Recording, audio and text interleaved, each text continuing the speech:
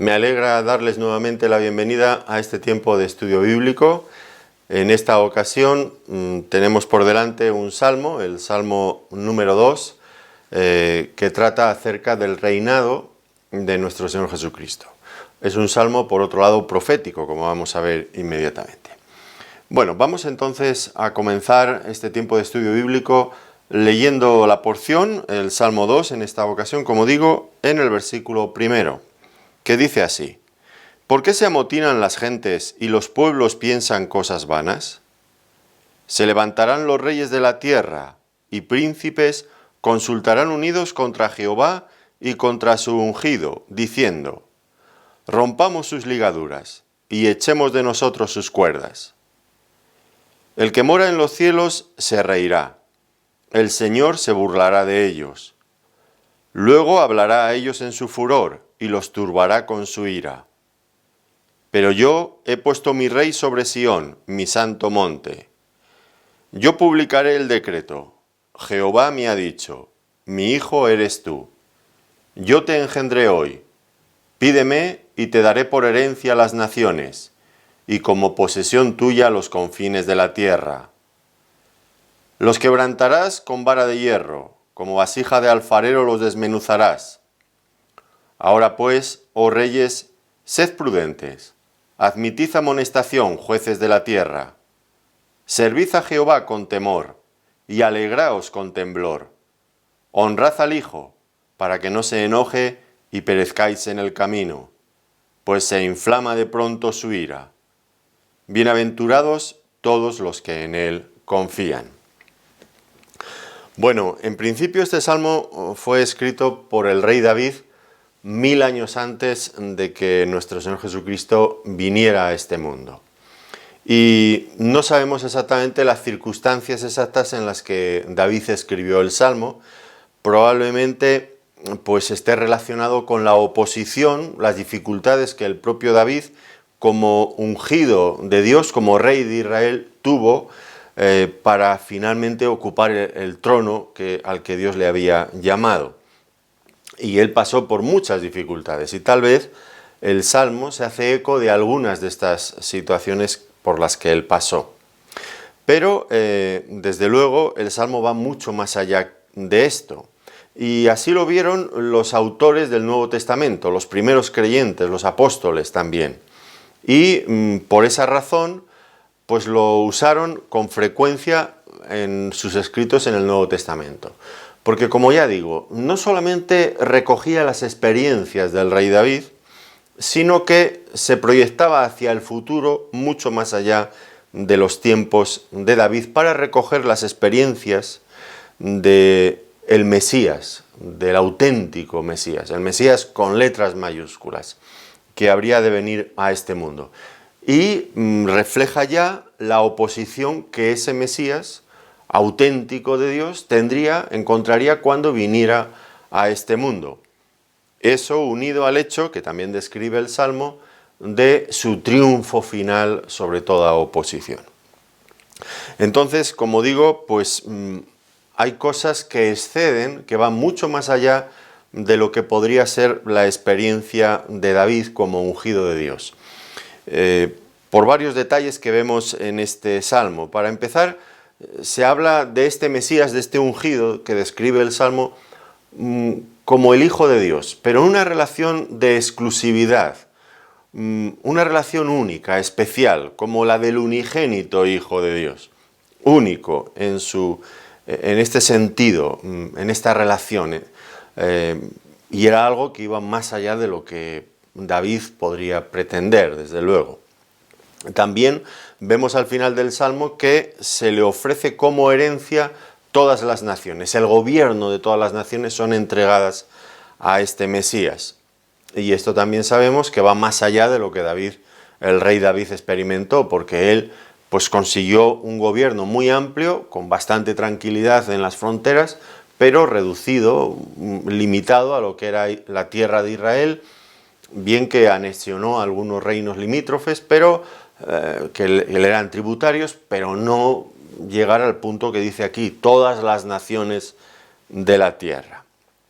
Y luego también, por último, vemos en el Salmo que se exhorta a los reyes de la tierra y a los jueces de ella para que honren al Hijo, de una forma que solamente es apropiada de Dios, que va mucho más allá de lo que se puede honrar a cualquier hombre por mucha autoridad y por mucha dignidad y honor que pueda llegar a alcanzar en este mundo. Por lo tanto, todos estos detalles, que si bien pueden surgir inicialmente de la experiencia del rey David, pero que evidentemente, y así lo entendieron los apóstoles, pues iban mucho más allá de la propia experiencia del rey David, para centrarse, para anunciar proféticamente, como decía al comienzo, el reinado, la persona del auténtico Mesías de Dios.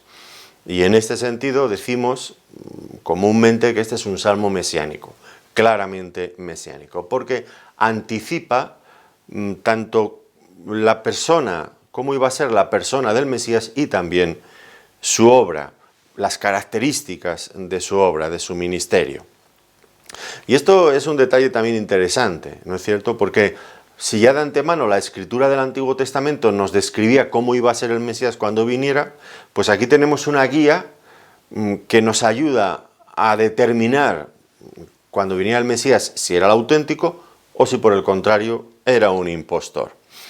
Era un salmo que ayudaría entonces, pues ya digo, a identificar y a desenmascarar también a los falsos mesías, impostores, que se levantaban con mucha frecuencia en las épocas de crisis nacional, de opresión que a veces sufría la nación de Israel.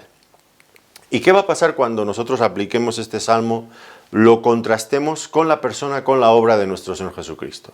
Pues lo que vamos a comprobar es que coinciden perfectamente con toda esa actitud. Y los judíos de su tiempo, cuando el Señor Jesucristo vino, pues tenían este salmo a su disposición, evidentemente. Y podrían haber hecho esta comprobación, pero no quisieron.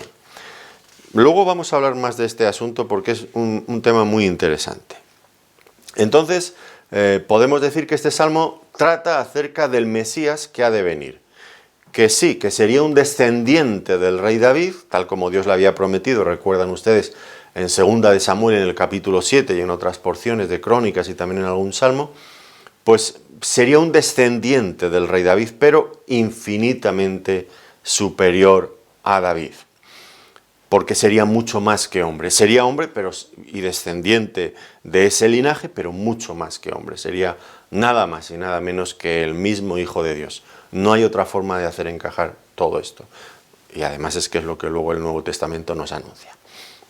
Ahora, en cuanto a la estructura del Salmo, ya hemos hablado de su contenido, en cuanto a la estructura del Salmo, parece muy claro que hay 4 divisiones. 4 divisiones muy lógicas, bien estructuradas, que tienen un hilo, una cierta continuidad evidente. La primera sección, que serían los 3 primeros versículos, pues describen la rebelión humana contra el ungido de Dios, una rebelión. Podríamos haber pensado lo contrario, que bueno, pues los judíos, después de estar esperando durante tantos siglos la llegada de su Mesías, pues le recibieran con gozo. Pero el Salmo nos va a anticipar que no va a ser así. Y luego veremos que efectivamente el Salmo profético tenía razón y así se cumplió en el Señor Jesucristo. La segunda sección, versículos del 4 al 6, pues tiene que ver con la reacción divina frente al rechazo del mundo, de los pueblos, de las naciones, de su propio pueblo, al ungido de Dios. ¿Qué haría Dios después de que los hombres rechazaran a su Mesías? ¿Qué haría Dios? ¿Abandonaría su proyecto? Pues por supuesto que no. Y esto lo va a dejar claro el Salmo. Lo que nos va a decir es que Dios sigue adelante.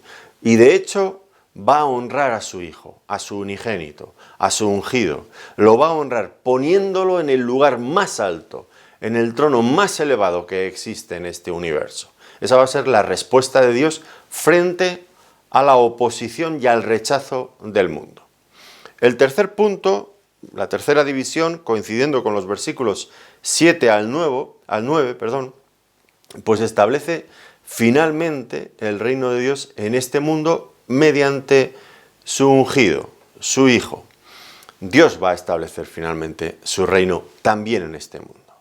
No solamente Dios le da un trono, lo coloca en el trono, en la eternidad, en la majestad, en las alturas, sino que también vamos a ver que ese trono va a ser establecido finalmente también en este mundo, aquí, en este planeta. Y va a sentarse el mismo Hijo de Dios, vindicado plenamente por su Padre, ante aquellos pueblos y naciones que lo habían rechazado.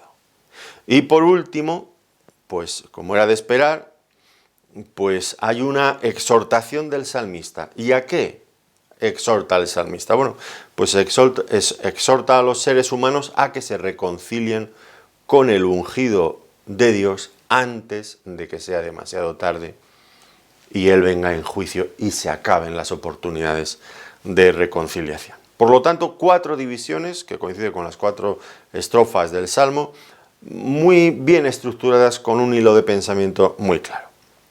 Bueno, pues habiendo ya dicho esto, vamos a la primera división, la rebelión humana contra el ungido de Dios. Podemos volver a leer los versículos 1 al 3.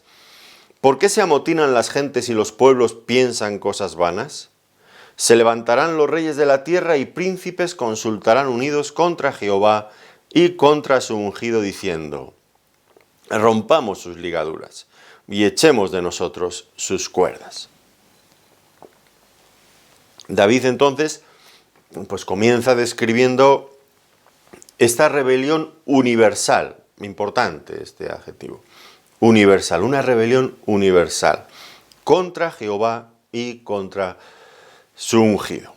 Ahora bien, podríamos empezar preguntándonos, como ya hemos hecho antes, ¿a quién se refiere por el ungido de Jehová? Y ya he explicado que, en primer lugar, la referencia, pues indudablemente sería al mismo rey David, pero por las razones que ya he dicho, esto excedía ampliamente de David, al rey David, para llevarnos, para apuntar directamente hacia el ungido de Dios, que se encarna, que encaja perfectamente con la persona de nuestro Señor Jesucristo, Jesús de Nazaret. Ahora, alguien podría argumentar, si realmente Jesús era de verdad el Mesías anunciado, ¿por qué los judíos de su tiempo no lo recibieron? ¿No es esto una evidencia clara de que él no podía ser el Mesías? Porque si no lo recibieron los judíos que tanto lo estaban esperando, bueno, lo lógico habría sido eso, ¿no es cierto? Que los judíos lo recibieran, era su pueblo, llevaban siglos clamando, esperando, anhelando la venida del Mesías. Por lo tanto, cuando apareció y estaba entre ellos, lo lógico sería que lo recibieran. Pero ya el Salmo anunciaba que no iba a ser así, sino que por el contrario ocurriría algo inexplicable, algo inesperado, y es que lo rechazarían. De hecho, se unirían con los gentiles para oponerse y sacarle fuera. Inaudito, incomprensible, contra toda lógica, pero el Salmo proféticamente lo anunciaba y nuestro Señor Jesucristo lo vio cumplirse perfectamente en su persona, en su ministerio. Tal como el propio evangelista Juan, en el capítulo 1, versículo 11, anunció al principio mismo de su evangelio: a lo suyo vino y los suyos no le recibieron. Contra toda lógica, pero la lógica humana, pero la palabra de Dios ya se había anticipado, diciendo algo que no era de esperar, pero que finalmente se cumplía con rigurosa exactitud, como siempre en la palabra de Dios. ¿Que hubo oposición contra el Señor Jesucristo? Eso está claro una vez que empezamos a leer los evangelios. Desde el mismo comienzo, desde el mismo instante que hace su aparición en este planeta, encontró la persecución atroz, cruel de muchas personas. La primera de ellas del rey Herodes, que inmediatamente que tuvo conocimiento de que el rey de los judíos había nacido, desplegó todos sus recursos y también toda su ira para acabar con ese pretendiente. Y por lo tanto mató a todos los niños que había en Belén y en los alrededores, tal como encontramos en los relatos al principio del Evangelio de Mateo. Pero no acabó ahí la oposición contra el Señor. A lo largo de todo el Evangelio vamos viendo una y otra vez cómo los diferentes grupos religiosos del judaísmo buscaban la oportunidad para destruirle. Y hacían alianzas entre ellos que eran incomprensibles.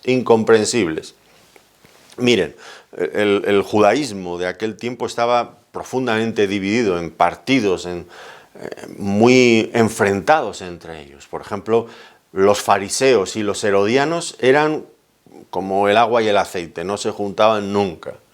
Los herodianos apoyaban el poder político de Roma, mientras que los fariseos volvían una y otra vez al Antiguo Testamento, a la ley, a las tradiciones de los ancianos, y rechazaban con todas sus fuerzas cualquier interferencia, cualquier intento de introducir la cultura de Roma o del paganismo dentro del judaísmo. Y contra toda lógica, los vamos a encontrar unidos en los evangelios con la finalidad de destruir al Señor Jesucristo. Increíble. Y finalmente lo vemos cuando por fin prenden al Señor Jesucristo, lo juzgan injustamente. Primero lo juzgan injustamente los judíos, después sentencia injustamente y a sabiendas el propio Pilato, gobernador romano, contra Jesús, y las multitudes, curiosamente, después de que el Señor había desplegado ante ellos un ministerio de sanidades, haciéndoles el bien, enseñándoles la palabra de Dios de una forma que nunca antes habían escuchado, la voz que se eleva al unísono en aquellos momentos es: crucifícale, crucifícale. No queremos que este reine sobre nosotros. Su sangre sea sobre nosotros y sobre nuestros hijos. Qué cantidad de barbaridades pudieron decir. Y cuando ya por fin lo tenían crucificado, salían de la ciudad en masa para ir a insultarle, para ir a menospreciarle, para ridiculizarle, para avergonzarle. Claro que el Salmo tiene razón en lo que dice, y se cumplió con total exactitud en el Señor Jesucristo. ¿Por qué se amotinan las gentes y los pueblos piensan cosas vanas? Se levantarán los reyes de la tierra y príncipes consultarán unidos contra Jehová y contra su ungido. Lo vemos claramente. Y también lo vieron muy claramente los primeros cristianos y los apóstoles. Fíjense en la oración que hacen en un momento de crisis, ya al principio mismo del cristianismo. ¿Cómo oraban? Esto lo encontraríamos en Hechos de los Apóstoles, capítulo 4. Aquí se cita el Salmo y también se explica su cumplimiento precisamente en aquellos días. Hechos de los Apóstoles, capítulo 4, versículo 24, dice: y ellos, habiéndolo oído, alzaron unánimes la voz al cielo y dijeron: soberano Señor, tú eres el Dios que hiciste el cielo y la tierra, el mar y todo lo que en ellos hay, que por boca de David tu siervo dijiste: ¿por qué se amotinan las gentes y los pueblos piensan cosas vanas? Se reunieron los reyes de la tierra y los príncipes se juntaron en uno contra el Señor y contra su Cristo. Porque verdaderamente se unieron en esta ciudad contra tu santo Hijo Jesús, a quien ungiste, Herodes y Poncio Pilato, con los gentiles y el pueblo de Israel, para hacer cuanto tu mano y tu consejo habían antes determinado que sucediera. Ellos vieron que este salmo, bueno, ya hemos visto que ellos aseguran que su autoría era de David, y era un salmo profético que se cumplió en el Señor Jesucristo, y explican estos detalles de los que ahora estoy hablando. ¿Cómo se cumplió? ¿Qué oposición encontró el Señor Jesucristo? Ellos lo ven clarísimamente, claro, muy claro. Ahora, notamos también que David, el salmista, habla de gentes, de pueblos, de reyes, de príncipes que se levantan unidos contra Jehová y contra su ungido.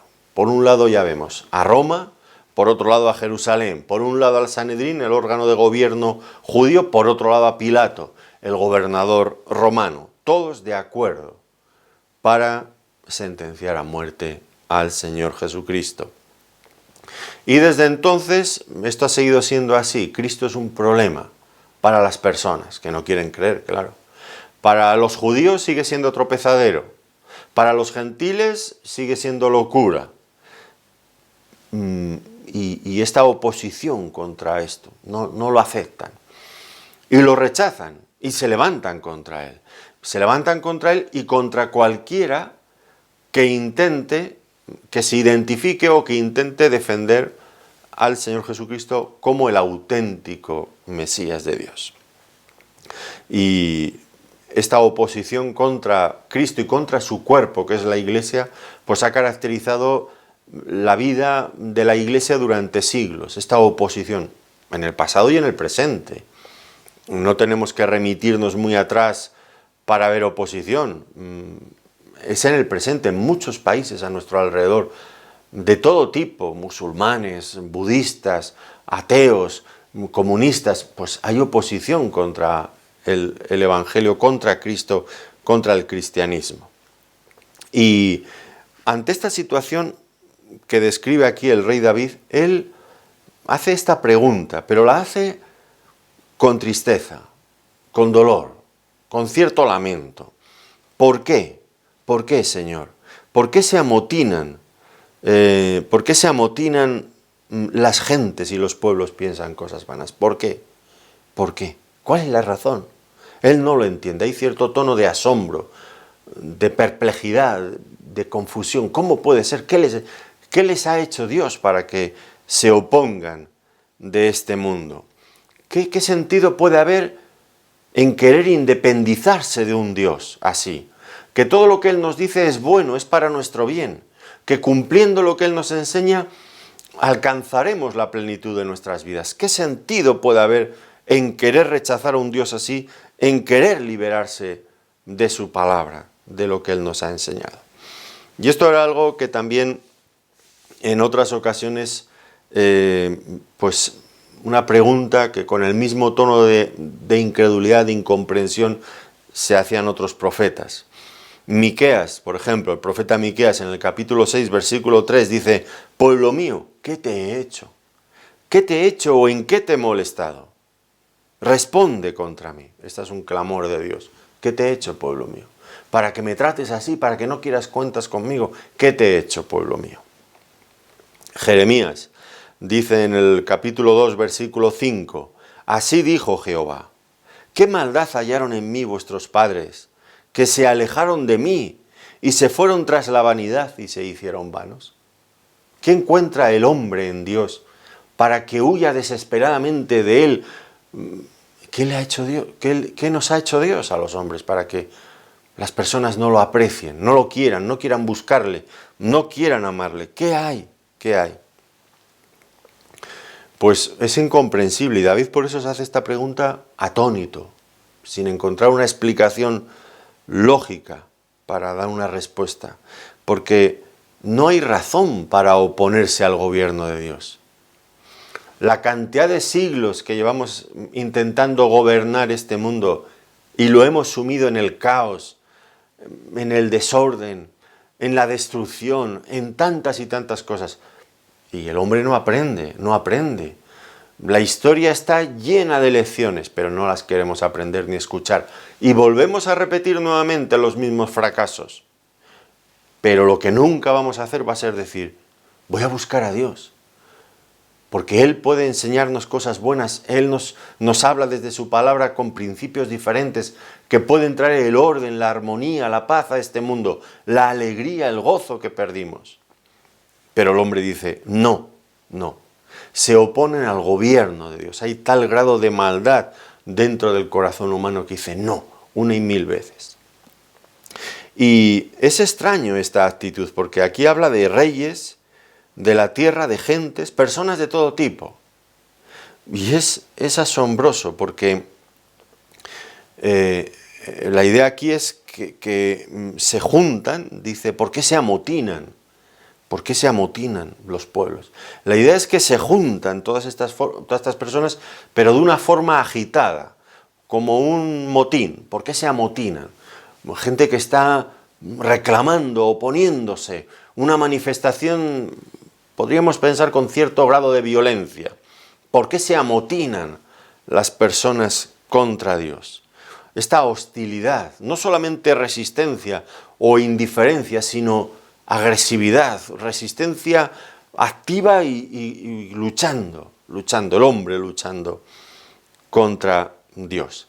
Y es curioso porque este cuadro que se nos describe, pues de un mundo agitado contra Dios, unifica lo que por otro lado siempre está dividido, porque este mundo, esta sociedad está completamente dividida. Es tan difícil poner a la gente de acuerdo, es casi imposible, imposible.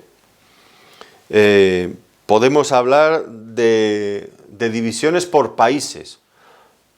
Yo soy de tal país o yo soy de tal continente y eso ya me separa de otros continentes o de otros países. Yo soy de tal raza, yo soy de tal religión, yo tengo tal cultura, yo tengo mis preferencias en mis aficiones. Y todo eso sirve para dividir al ser humano. Eso y otra infinidad de cosas más. La lengua que yo hablo, lo que sea. Aquí en España tenemos infinidad de problemas dentro de un mismo país. Hay grupos de personas, partes de este país, que quieren no formar parte porque se sienten diferentes y quieren divisiones. Bueno, yo no voy a entrar en esos temas. No es algo que pase solamente en España, pasa en España en relación con otros países y en otros países en relación... Eso está el mundo lleno de esto. Es un mundo dividido, pero, curiosamente, cuando se trata de oponerse a Dios, dice el Salmo, toda esa gente aparecen unidas. Hacen piña, se juntan en uno, tienen un mismo propósito. Es extraordinaria la unidad que llegan a manifestar en esos momentos. Asombroso, ¿no es cierto? Paradójico, por otro lado. Una sociedad dividida que, sin embargo, es capaz de unirse solamente por esta razón, contra Dios. Y una escena que nos describe el libro de Apocalipsis, ya remitiéndonos al futuro, nos habla de una gran batalla al final de los tiempos, dirigida por el anticristo, por Satanás, contra el Mesías. Y logra agrupar y encabezar una liga de todas las naciones bajo su gobierno, bajo el gobierno de Satanás, contra Cristo al final de los tiempos. Eso va a ocurrir al final, pero ya en nuestros días, a día de hoy, pues ya encontramos anticipos de esta misma verdad. No es algo ni del futuro ni del pasado, también lo es del presente. Es que ha caracterizado los tiempos desde siempre, contra Dios, desde que el hombre pecó, contra Dios. Y hoy lo vemos que se manifiesta esta repulsa, esta resistencia activa contra Dios, lo encontramos por todos los lados. Nuestros políticos, escuchen ustedes a los políticos, ellos se proclaman ateos o agnósticos en la mayoría de los casos contra Dios. No quedan ahí simplemente en decir yo no creo en Dios. La mayoría de las ocasiones dan un paso al frente y atacan, desprecian, ridiculizan, no quieren saber nada. Los educadores, los centros de enseñanza, pues han sacado a Dios de los colegios, de las escuelas, y si se habla de Dios es para, bueno, pues fanatismo, la sinrazón de la religión y otro montón de conceptos parecidos que tanto les gusta. Los medios de comunicación, no hay nadie que tenga peor prensa que Dios mismo. Siempre que se menciona la Biblia, siempre que se menciona la palabra de Dios o al Señor Jesucristo o a Dios, es para menospreciarle, para ridiculizarle, en la inmensa mayoría de los casos. Probablemente haya algunas diferencias en algunos países frente a otros. Yo quizás estoy pensando más en lo que veo aquí en España, pero sospecho que se ha extendido demasiado ya por todo el mundo. Contra Dios, una rebelión contra Dios.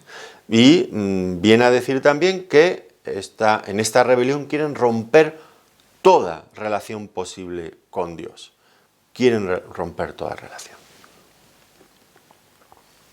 Ellos, el ser humano, y esto está en el fondo de la cuestión, el ser humano no quiere reconocer a Dios porque se ha endiosado a sí mismo. El hombre quiere ser Dios de su propia vida y no atender ni obedecer a ningún otro Dios. Él es Dios. Y han roto todo lazo, toda relación con Dios, al punto de que en su foro interno sueñan, voy a decir una cosa fuerte, pero es la verdad, sueñan con matar a Dios. Al fin y al cabo, cuando lo quitan de sus vidas de esa forma tan violenta, es una forma de decir, no lo queremos ni bien ni mal, no existe. Si yo dijera, mi padre no existe, pues yo estaría diciendo, si yo llegara a decir, mi padre no existe para mí, una barbaridad, ¿no? Pero ¿cómo no va a existir? Existir existe. Pero cuando digo no existe, lo que estoy diciendo es algo muy serio contra mi padre. Es como si lo quisiera quitar de este mundo y que no apareciera, que no existiera, que no... Eso es lo que hace la gente con Dios. No existe Dios. Saben que existe, pero no quieren. Es como si lo quisieran matar, acabar con él, hacerlo desaparecer. Y algunos lo han escrito, lo han dado por escrito. No es algo que yo me estoy imaginando. Nietzsche, este filósofo al que otros siguieron y su pensamiento perdura, él decía, Dios ha muerto. ¿Y quién lo ha matado? Él lo había matado, o eso creía él, que lo había matado. La tumba de Nietzsche está allí, pero Dios sigue vivo, Dios sigue vivo. Pero los hombres sueñan con quitarse a Dios de encima, con hacerle salir de nuestro mundo, de nuestras vidas, acabar con él. Y como no quieren a Dios, pues tampoco, por supuesto, quieren ninguna de sus leyes, ninguna de sus enseñanzas. Por eso dice, rompamos sus ligaduras, echemos de nosotros sus cuerdas. Bueno, pues para el hombre, estos mandamientos de Dios, que son buenos, que no hay ningún mandamiento en la palabra de Dios que sea para el mal del hombre, todo lo contrario, si los hombres y las mujeres cumpliéramos lo que dice la palabra de Dios, este mundo sería una balsa de aceite, sería un lugar donde no nos harían falta ni gobernantes, porque sería maravilloso, así, ni gobernantes nos harían falta. Porque siguiendo estos principios, este mundo iría de maravilla. Pero como no quieren a Dios, tampoco quieren sus principios, aunque sean buenos, y van en contra de estos principios y preparan otros principios totalmente diferentes y dictan leyes injustas porque van en contra de la palabra de Dios, y así nos va luego a nosotros. Ellos no quieren romper toda relación con Dios, toda relación con su palabra. ¿Y eso a dónde los lleva? Pues los lleva a ser esclavos de sus propios pecados. No quieren la santidad que la palabra de Dios nos propone. ¿Qué es lo que nos queda? Si rechazamos la palabra de Dios, nos queda nuestro propio pecado. Dejar que nuestro pecado aflore y sea Él el que dirija nuestros hábitos, nuestros principios, nuestras leyes. Y así está este mundo, no hay otra razón. Qué triste, quedamos finalmente bajo la esclavitud de nuestros propios pecados, que son como esa cuerda, esa soga corredera para la horca, que cuanto más intentas tirar de ella para liberarte, más te asfixia. Peor. Qué triste. El Señor Jesucristo dijo, llevad mi yugo, porque era ligero la carga. Y él hablaba en estos términos. En otra ocasión decía el profeta Oseas, en el capítulo 11, versículo 4, dice que Dios trata de conducirnos, dice, con cuerdas de amor. Pero para el hombre, ni su yugo es ligero, sino que es una carga insoportable, ni sus cuerdas son cuerdas de amor, sino que son sogas que asfixian al ser humano. Qué triste, que el hombre vea esto así, como la palabra de Dios como algo que les hiere, como algo que limita su libertad, que les asfixia. Qué triste, cuando la palabra de Dios es todo lo contrario. Pero todo viene concadenado. Cuando no se quiere recibir a Dios, pues tampoco se quiere hacer caso a su palabra, todo molesta, todo es insufrible, todo, en fin, nos causa molestia, nos desagrada profundamente. Así es el ser humano. Dice además que piensan cosas vanas contra él. Y dice que piensan cosas vanas porque nada que sea pensado, que se trame contra Dios va a prosperar. Es vano, es vanidad. Los únicos que saldrán perjudicados de esa oposición seremos los mismos hombres que nos opongamos a Él. Nada, nada, absolutamente nada que se plantee contra Dios podrá prosperar. Por eso es vano. ¿Por qué piensan cosas vanas si no van a ninguna parte? Y luego también notemos que dice que se levantarán unidos contra Jehová y contra su ungido. Contra el Padre y contra el Hijo, diríamos nosotros en el Nuevo Testamento. Y es que, como el mismo Señor Jesucristo explicó una y otra vez, reiteradamente, esa unión íntima entre el Padre y el Hijo, que implicaba que conocer al uno suponía conocer al otro, pero también el que rechazaba al Hijo rechazaba al Padre. El que no honra al Hijo tampoco honra al Padre que le envió. Esta unión. Los judíos se engañaron a sí mismos, conscientemente, estoy seguro. Ellos decían adorar a Dios, pero al mismo tiempo rechazar a su Hijo Jesucristo. Y esto, según lo que el Señor dijo, según lo que el Salmo nos describe, es imposible. En el momento que nos rebelamos contra el Hijo, nos estamos rebelando contra el Padre. Y al revés. Perdón, y al revés también. Por lo tanto, este sería el primer punto, la primera división del Salmo. La segunda tiene que ver, los versículos 4 al 6, con la reacción divina. ¿Cómo va a reaccionar Dios? Leámoslo de nuevo. Versículo 4. El que mora en los cielos se reirá. El Señor se burlará de ellos. Luego hablará a ellos en su furor y los turbará con su ira. Pero yo he puesto mi rey sobre Sión, mi santo monte. Bueno, el creador del mundo, el creador de los hombres, en la primera división, rechazado por los hombres. Su propio ungido que viene a este mundo para salvarnos, rechazado al punto de matarlo de la forma más vergonzosa posible, en una cruz. ¿Cuál va a ser la reacción de Dios frente a esta terrible ofensa? El ser humano, la criatura, levantándose ofensivamente a más no poder contra su propio creador. ¿Qué hará Dios? ¿Se resignará?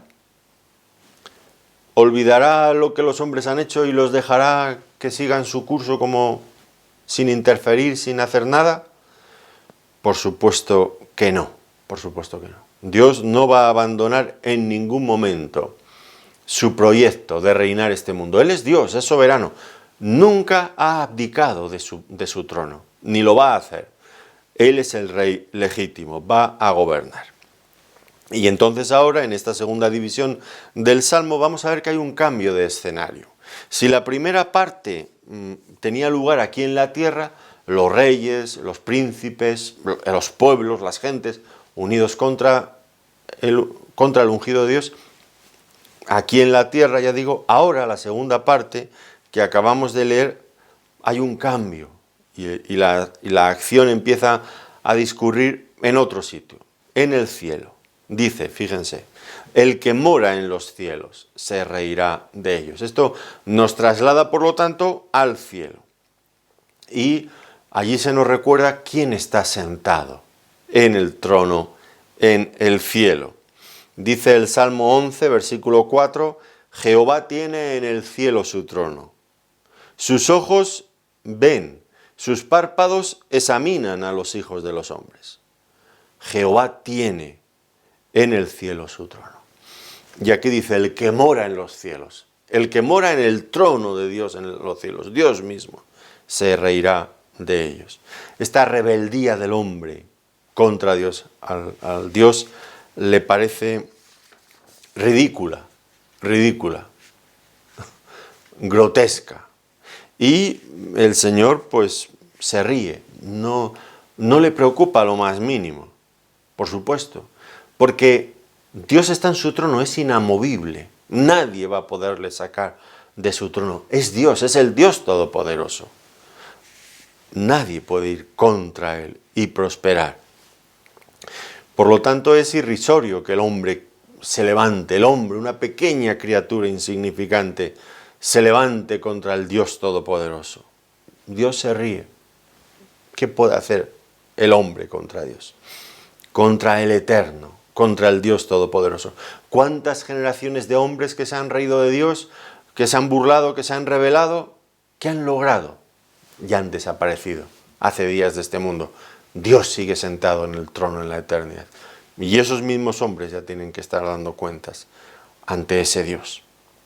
Miren cómo el profeta Isaías veía esta rebelión desde la perspectiva de Dios. ¿Qué opinión le merece a Dios esta rebelión del hombre? Fíjense, Isaías capítulo 40, versículos 23 y 24. Él convierte en nada a los poderosos. Él convierte en nada a los poderosos.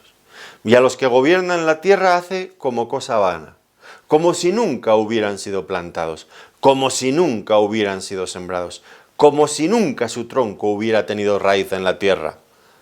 Tan pronto como sopla en ellos se seca, y el torbellino los lleva como hojarasca. Desaparecen y punto final a la historia, mientras que Dios permanece en su trono en los cielos.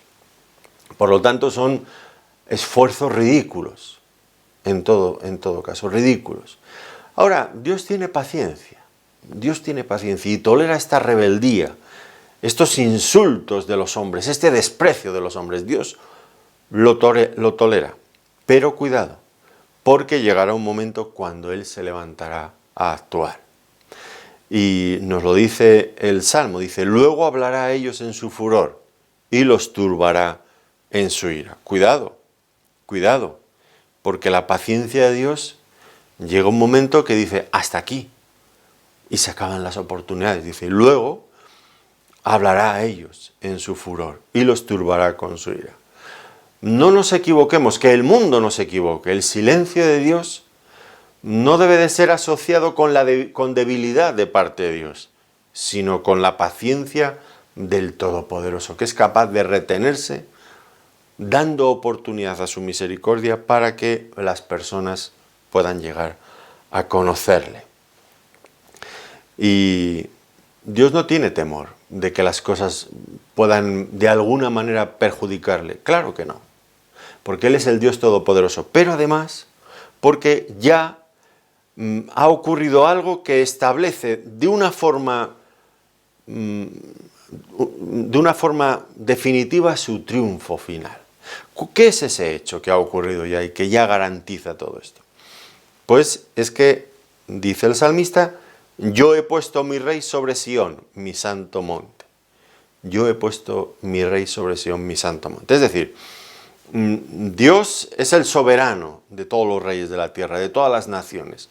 Y Él ya ha establecido su reino, su trono, en Sión.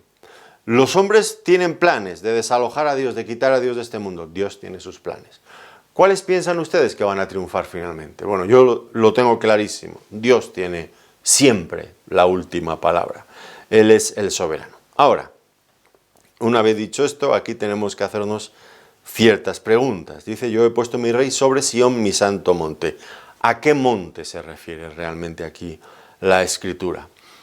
Tal vez sería Jerusalén, la Jerusalén de los jebuseos que había sido conquistada por el rey David. Pues evidentemente eso no encajaría con los hechos que conocemos, porque sabemos que nuestro Señor Jesucristo nunca fue coronado ni reconocido rey en Jerusalén, en esa Jerusalén, la Jerusalén que había sido antiguamente de los jebuseos. Es más, en aquella ciudad, en aquella Jerusalén, es donde Él fue crucificado, donde sufrió el rechazo y la humillación más grande que el mundo podría hacer contra Dios. Allí la sufrió. Por lo tanto, no es esa Jerusalén. Hoy hay muchos creyentes algunas veces en algunas partes del mundo que están emocionados con Jerusalén. Y esa Jerusalén no es donde Dios ha establecido su trono. Aquí habla del monte de Sión.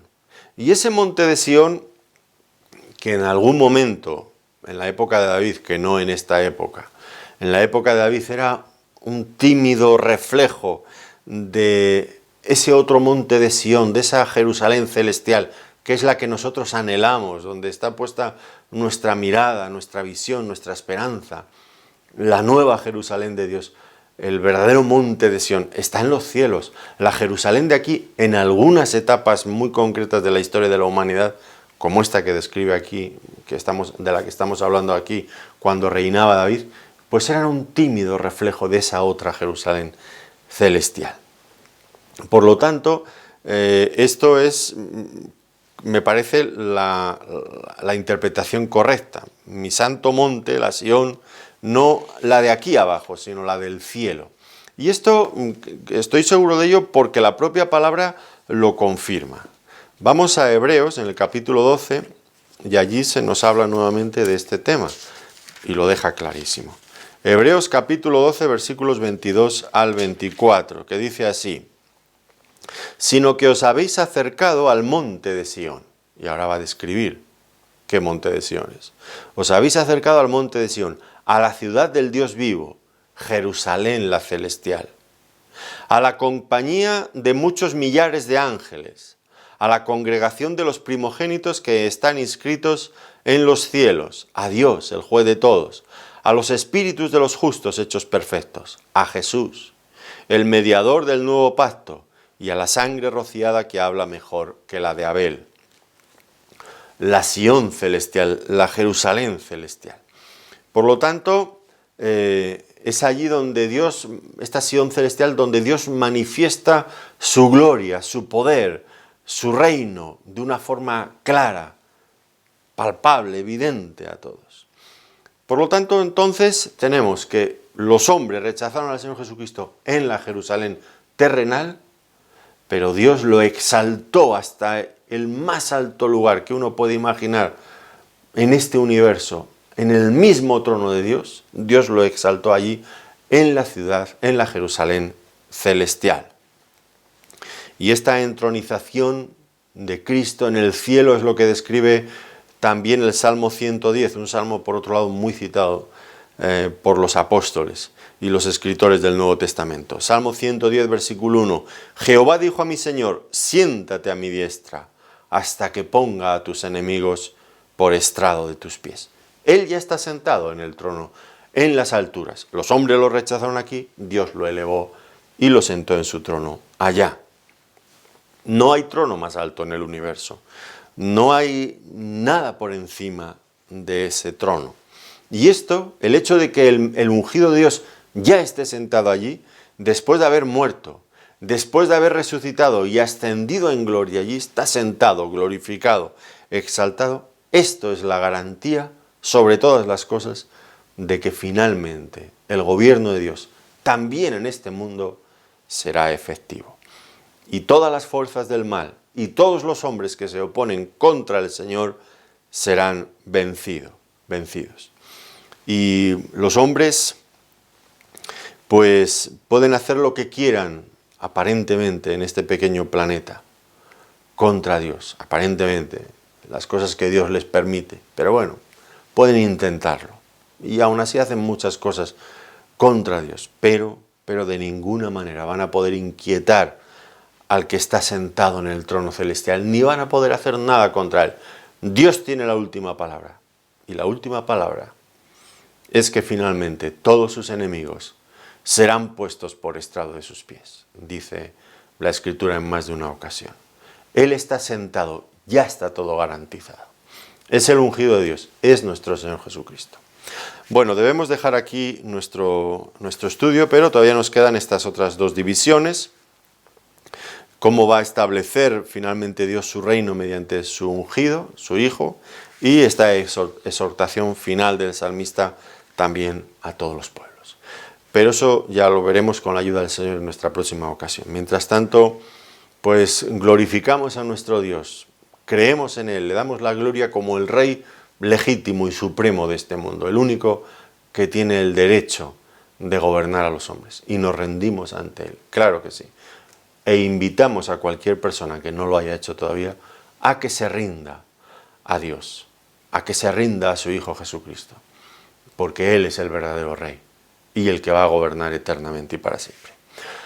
Les agradezco una vez más que nos hayan querido acompañar en este tiempo y les deseo las más ricas bendiciones del Señor para sus vidas, para ustedes. Muchas gracias.